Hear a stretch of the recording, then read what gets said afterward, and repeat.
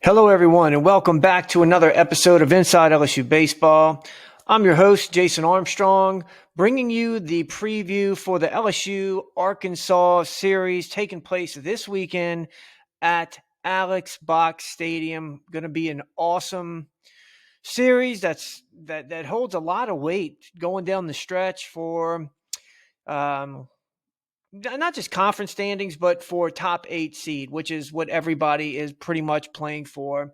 Not to mention, you want to be playing well down the stretch. You don't want to go into, regionals going, trending downward. So even if you were sitting pretty for, regional hosts and you're going to finish towards the top of your conference for the year, it's still important to be playing well. So let's jump in. Let's talk about this Arkansas team because that's what this preview is going to be about. Is just telling you my thoughts on who this Arkansas team, and that way when you're watching, you've got a better idea of what this team consists of. So Arkansas is 40-9 on the year. I think they're one of the first teams to reach 40 wins.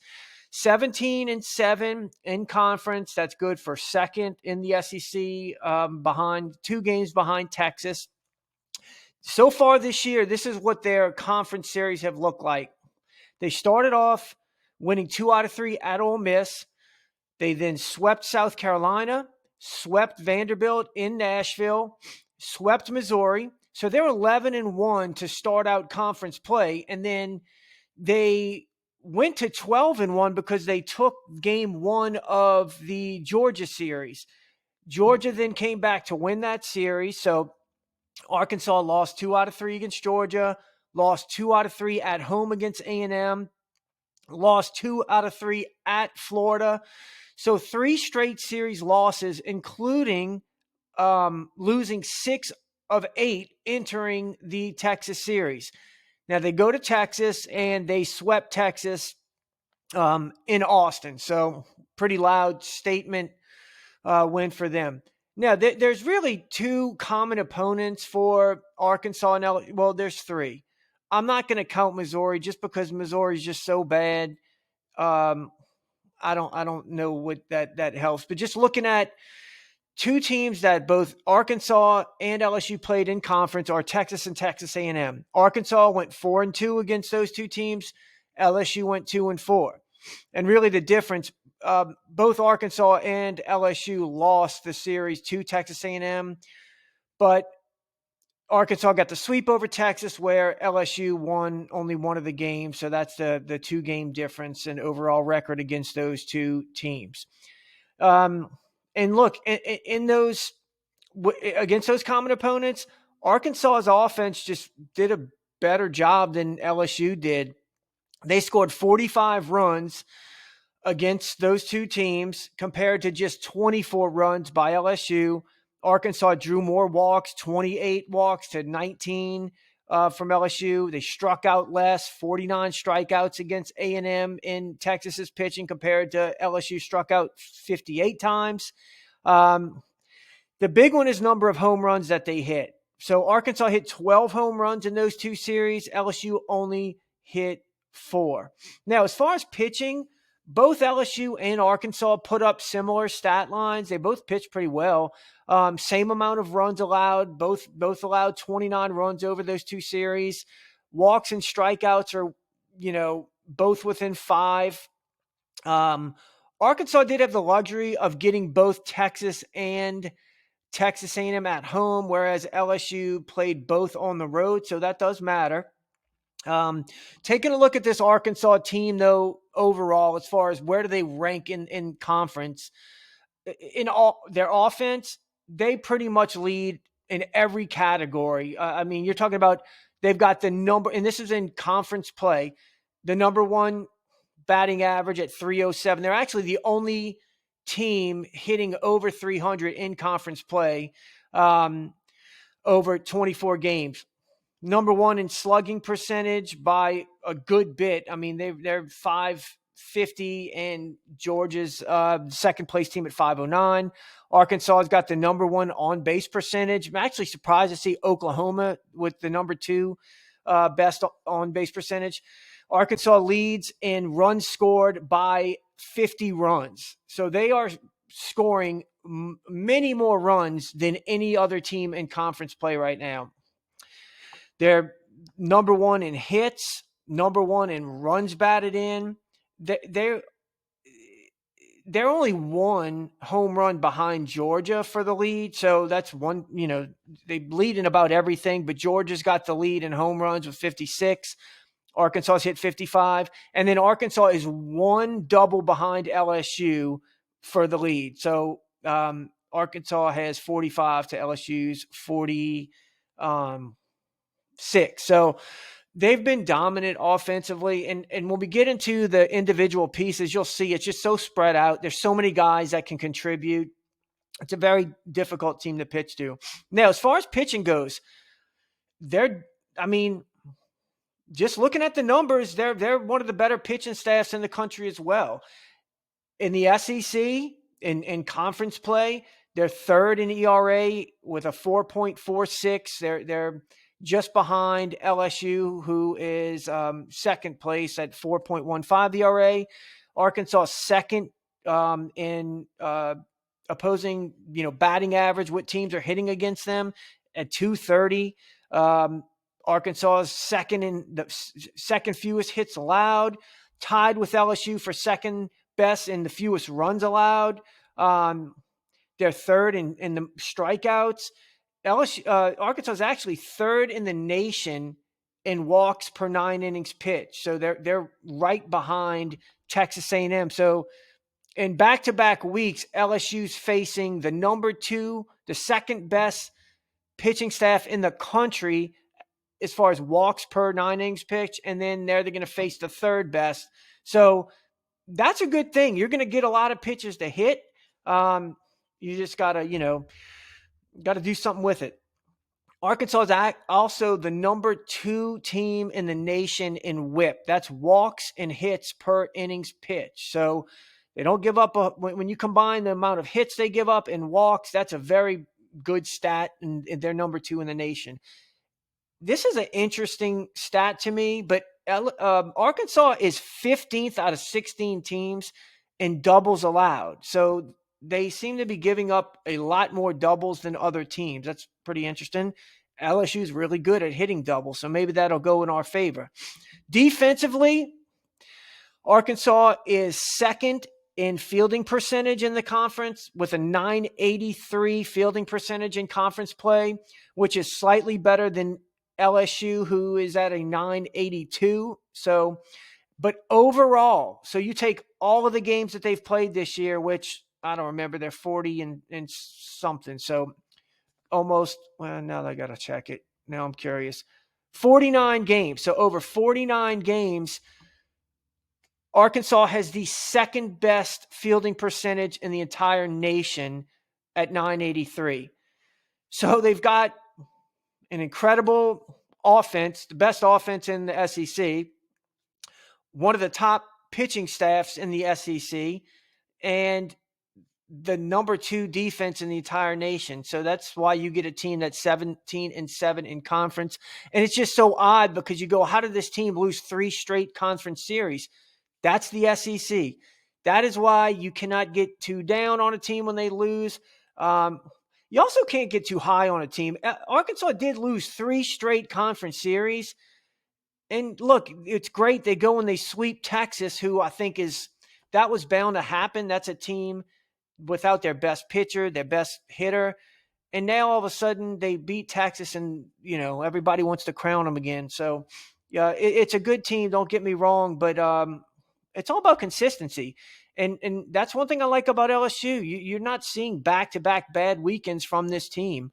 They're consistent. Look, yeah, they got swept at Auburn, but they rebounded and they won a series against Alabama, So I just think LSU is a very consistent team. Maybe they don't have the highs that other teams have, but they certainly don't have the lows. So since the A&M series is fresh in our minds because we just played them, I mentioned that both Arkansas has played A&M and Texas, so have we, but we played Texas weeks ago. But the A&M, both of us played them pretty recently. And so against Texas A&M, Arkansas's pitching staff allowed more than twice the runs as LSU did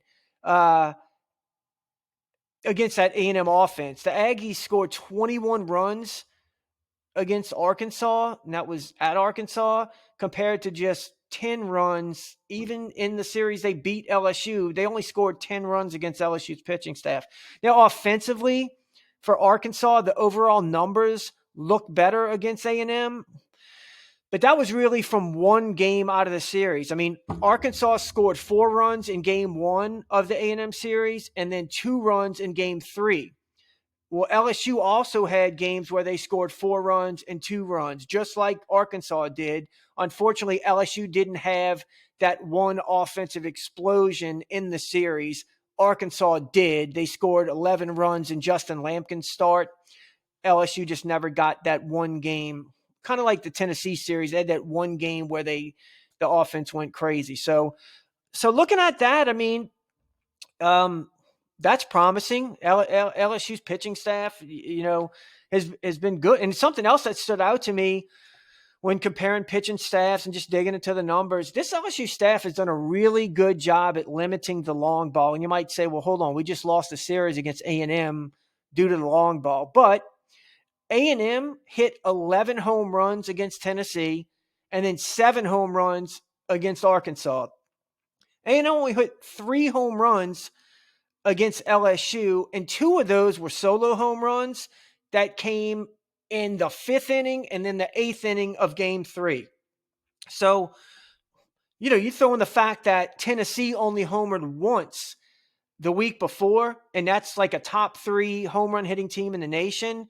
So I think the Tigers are doing a really good job controlling these big, strong offenses and keeping the ball in the yard. So looking at their personnel on an individual basis, let's look at their pitching staff first. Friday, they're going to go with Zach Root. Saturday, they're going to come with Gage Jump. And then Sunday, they're going to go to Landon Beetleshees. So that's a lefty, righty, then they'll go back to lefty. So let's look at the game 1 starter who's going to face off with Cade Anderson. Zach Root, left-handed pitcher. He's a transfer from East Carolina.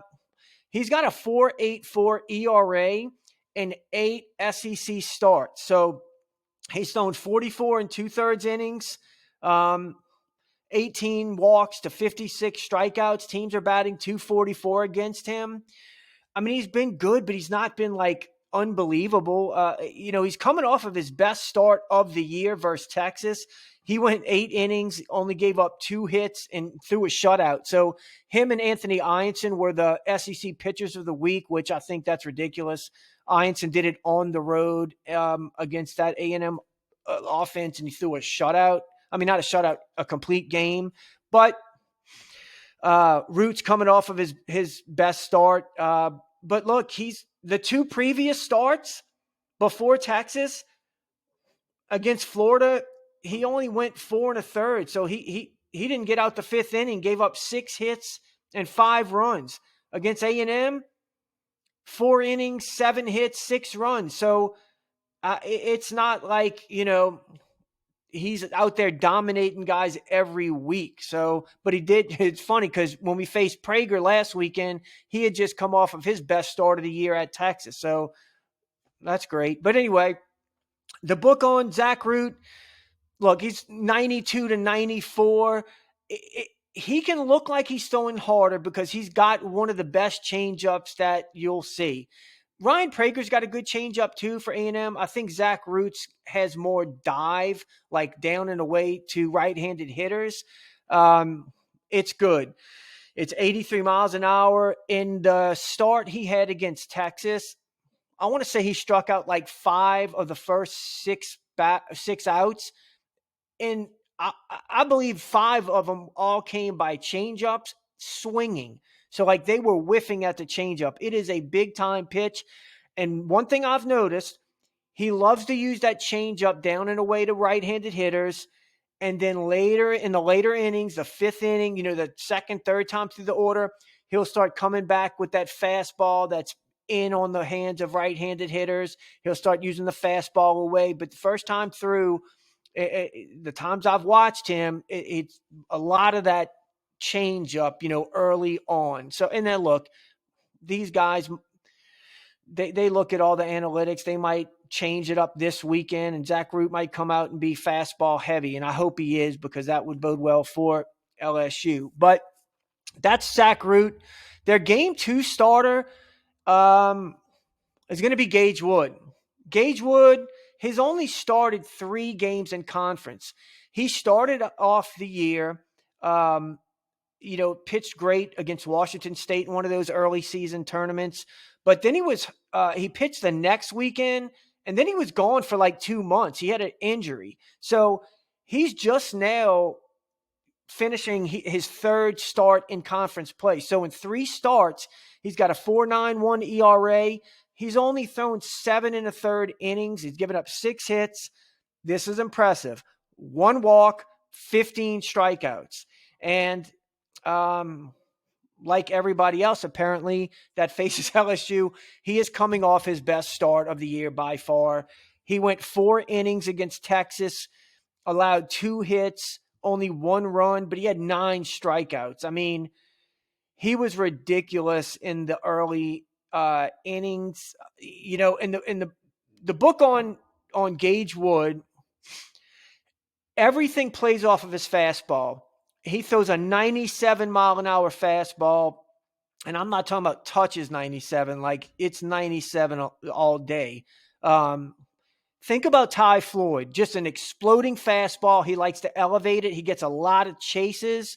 And if you do that, you're not going to do well against him. He's got a really nice breaking ball too. I don't know if it's like I don't know. It looks more than just like a slider. The velocity is kind of like mid 80s, but it's got a little bit more vertical break. I don't know what it is. It's nasty when he throws it, but it starts with the fastball. So you go back two starts ago. So the Texas start was good. The Florida start, he only went 3 innings, but it was good. The A&M start, so his first start back, he only got 1 out and gave up 3 runs. So this is an important stat for Gage Wood. Only 3 innings of his 14 1/3 all year have come away from let me make sure that this stat is right. I believe it is. Yep.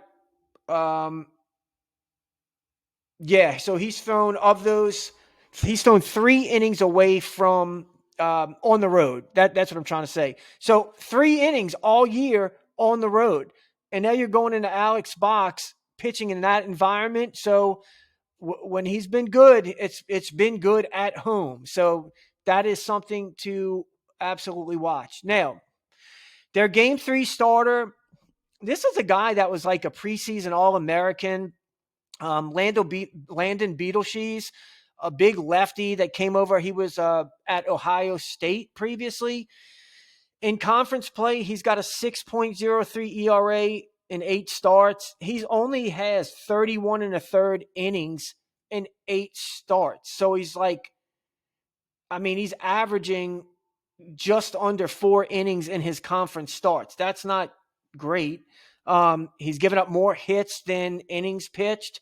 And he's got a 9 ERA in his last 2 starts. So, the book on Beetleshees, low 90s fastball. His release looks similar to Justin Lampkin to me, but he doesn't have as good of stuff. So, that's a little bit on their rotation. Now, we'll tell you this. On the road, the 2 lefties, Beetleshees and how in the world am I? And I'm drawing. And Zach Root, the 2 lefties, have allowed more hits than innings pitched and have ERAs over 6. So you're talking about Beetleshees has an ERA on the road of 8.16 in his 4 SEC starts. Zach Root, 4 road SEC starts, 6.10 ERA. That's important. And I mentioned this, Gage Wood has only pitched once on the road in SEC play, once. So I like how all that sounds for LSU. Now, their bullpen. Uh, their go-to arms, it's a lot of the same type of looks. All right. You got a bunch of guys that throw really hard. Now, that's not a bad thing. When you got 3 or 4 guys that are all big guys, right-handed pitchers that throw upper 90s with a nice bender, I'm not saying that's a negative, but I don't see a lot of deviation in like the way, like the looks that you're getting. Now, there are a couple of guys that are an exception, and I'll talk about those. But that's one thing that I see. Whether it's Dylan Carter, Christian Fouch, Ben Bybee, it's just a lot of guys that kind of come over the top, throw hard. It doesn't look very different to me. All right. I will tell you this: the bullpen has gotten a total of 4 outs over the last 3 weekends from left-handed pitchers. Now, that could come back to, help LSU because, LSU loves their left-handed hitters, especially in games they like to sub out, and they could run 7, 8 lefties up there to face right-handed pitchers, And Arkansas is not really using any lefties. I mean, not one lefty was called on in the against Texas, the Texas series. Freshman Cole Gibbler gave them an inning and a third versus Florida and allowed a run. That was it. And in the A&M series, Gibbler and Colin Fisher combined to face 3 batters. Those are the 2 lefties. They faced 3 batters and allowed 3 runs. They didn't get it out. They're not getting anything from lefties out the bullpen. I think that's very interesting. Now, the arms that you got to know about that you're going to see that are good. Gabe Gackle was their All-American closer last year. He came into the year as the number 1 rated starting pitcher by like D1 baseball. He's incredible. And he started the year as their Friday night guy, and he lost his spot in the rotation. He has just not been great this year in the starting role. But his last 3 appearances, he's come out of the bullpen. He's thrown 12 innings, 7 hits, 1 earned run, 7 walks to 15 strikeouts. So similar to when like Tennessee in 2023 went to Chase Burns out the bullpen, and they just he after being a starter, it clicked. That's what this reminds me of. The book on Gackle, he throws hard. He's going to throw mid to upper 90s. But he loves that slider. He's got like an 86 mile an hour slider that he loves dropping on the outside corner. So it's not something that I don't see a lot of guys chasing it. I mean, he throws it for a strike. It's just a matter of, is it a good enough pitch to swing at? Do you lay off of it, or do you go to right field with it? But that's his thing. He's going to be fastball, and he throws that slider on the outside corner. I've seen him throw a curve like 80 miles an hour before, but that's his pitch. And I feel like the slider is what he pitches off of. That's his best pitch. Another guy I want to mention is Aiden Jimenez. I think you pronounce it Jimenez. This is a guy, he has the second best ERA in the entire conference, over 24 and 2/3 innings pitched. He's got a 1.46 ERA, and he's got the best opposing batting average in the conference at 165. He's allowed the fewest hits in the conference at 14 and the least amount of walks. He's only walked 2 guys. This is a dude who appeared in 22 games in 2023 as a freshman at Oregon State. In the Baton Rouge Regional, he earned the win throwing 6 scoreless innings against Sam Houston, which helped them get to the championship game against LSU. And he then missed all of last year with injury. So he's been a big piece for them. And he follows Gackle a lot at the end of games. But the last 2 series he has at least, and he threw 2 2/3 scoreless and then 2 scoreless the last 2 times out. And he's not a guy who's going to come out and throw 97. Like you see a lot of like 90s and then like that breaking ball. It looks like he's got a cutter or a change up something, but I'm seeing a lot of 90s and then lower 80s. It's not the type of look as the other guys that you see. Now, one other guy, I'll mention a couple other. Christian Fouch, this is a dude who's going to throw 100 to 102. Nasty split finger. So the deal with him is his last 3 weekends, he's allowed 4 earned runs in 5 innings pitched. If he's on, he's on. His split finger's got so much movement. If you make him throw strikes, you can get him. But he's got nasty stuff. He can come in there and shut you down. All of these guys, that's just the type of arms they have. I mean, Dylan Carter, another guy comes in there and he's going to be throwing upper 90s. 3 of his last 4 outings have been good. He threw 4 scoreless versus A&M. His last 10 innings pitch, he's only allowed 3 earned runs. They can go to him. Joey McIntyre, that's a dude in the Backstreet Boys. Will McIntyre, he's been there like 7 years, okay? And this is like a cutter specialist. He's not going to throw very hard, maybe around 90, but he's going to throw that low to mid 80s. Maybe I'm getting the miles per hour, but it's a cutter. It's not a big slider, a curveball. He can place it on the outside corner to right-handed hitters, and if you're not sitting back, he can make your life miserable. He's actually having a pretty good year. He was a weapon last year for them, like one of their best relievers, and then towards the end, he started getting hit a lot. But he's got a 1.80 ERA in his 6 conference appearances. They just don't go to him as much as the other guys right now. The thing about Arkansas, they don't have to manage their pitching staff like LSU has had to up until, this weekend. It was a lot of like, who can I get away with using so I don't have to go to Cowan or Evans? Maybe down 1, LSU goes to an arm because they don't want to waste somebody. Arkansas has got enough arms to where they can just use them. That's why you're not going to see a lot of these guys on the top of a lot of these like category leaders in the SEC, because they have so many that they can spread out for appearances. So you don't have like 1 or 2 guys like LSU does that's going to be way up there in strikeouts and appearances. So Arkansas has got a good number of guys they can turn to. So now, pitching against Arkansas's lineup is going to be a challenge. 7 of the 9 guys in their starting lineup are batting over 300 in conference play. Not overall, conference play, okay? Compare that to just 2 guys in LSU's lineup hitting over 300, Stanfield and Curriell. I mean, you can go down it. And I'm not talking about like barely over 300. I mean, Vahiba Aloy's hitting 353. Cam Kojal's hitting 343. Charles Davalon, 330. I mean, Logan Maxwell, he missed last series. He's been hurt. I think with a hamstring. I think he's coming back, hitting 344.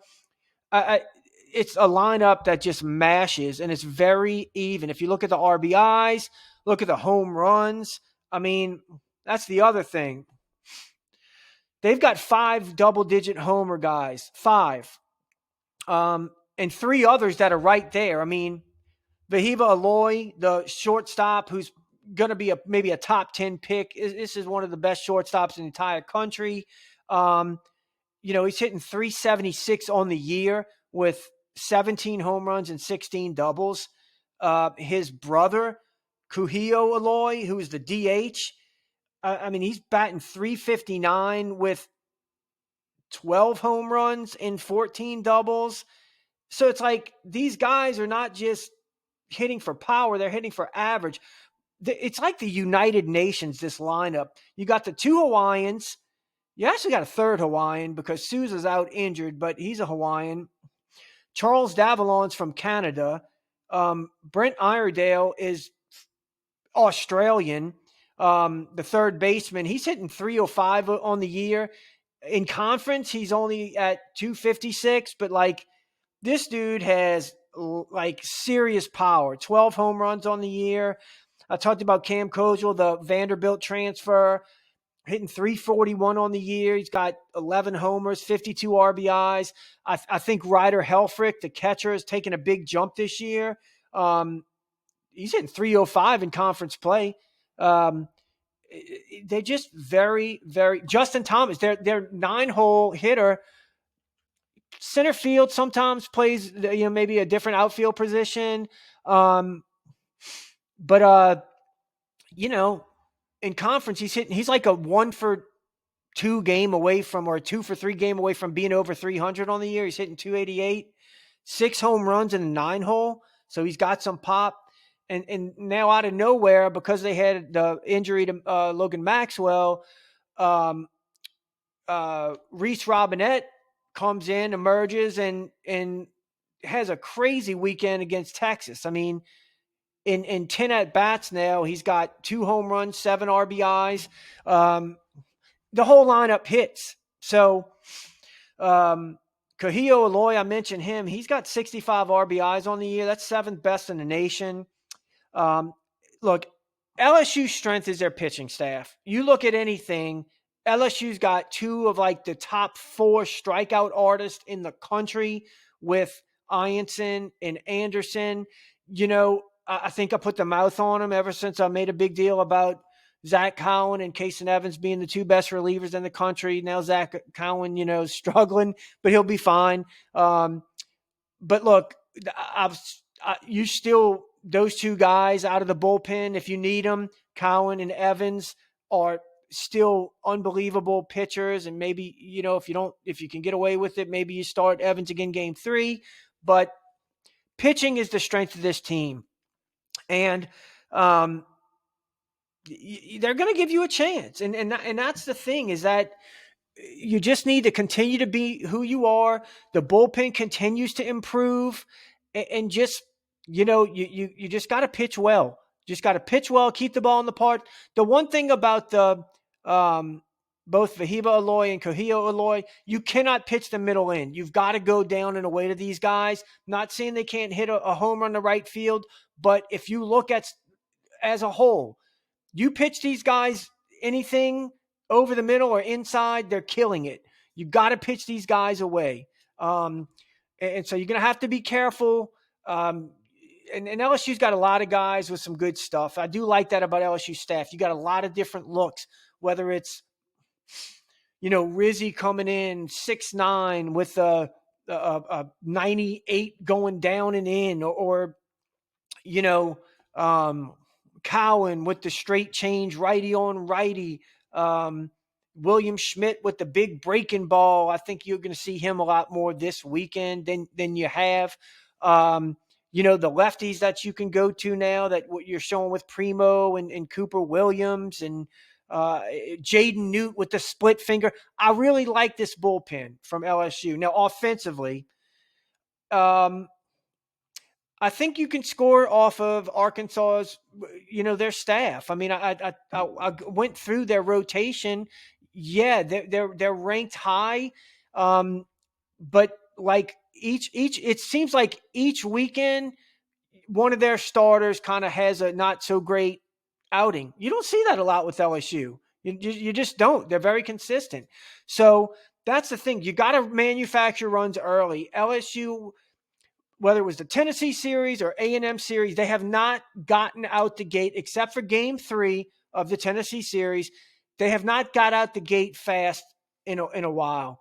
So I think it's important to get your walks. They don't walk a lot, but if you're not chasing and you fight them, maybe file off some full count pitches, and every base runner is going to be precious early on, so you can manufacture runs and get some momentum, man. You're at home where you're a lot better offensively, but that's going to be important to take good at bats. That, you got to take good at bats and just hope one of these 3 starters has an off game. You can't allow a guy like Zach Root to get in the groove. He's got 4 pitches: fastball, changeup, slider, and curve. You cannot. I think it was the A&M series or the Florida series, one of them, where his velocity was up to like 96, and he was throwing a low 90s slider. It was ridiculous. Then this last weekend, he was more low 90s with a more of a curveball. So he's got a whole arsenal. And if you let him start getting in a groove with quick innings, he can go deep into the game, and he's going to carve you up. So I know Jay Johnson is going to have a great plan for this offense. So it's nothing I'm going to, it's not like I've got the key to them hitting this weekend. But let's see what else. Yeah, just look, you got to you're going to get a good start out of Anderson, a good one out of Ianson. You hope to win one of those first two games, and then game 3, if you got Evans going against Beetleshees, and then the rest of the bullpen guys, I think that favors LSU. So that's the key right there. I mean, obviously you want to win your first 2 games, but got to win one of those first 2. That's big. You win one of your first 2 games, and as far as guys, don't ask me why I'm picking these 3. I feel like there's 3 guys that could have a big influence on this weekend. All right.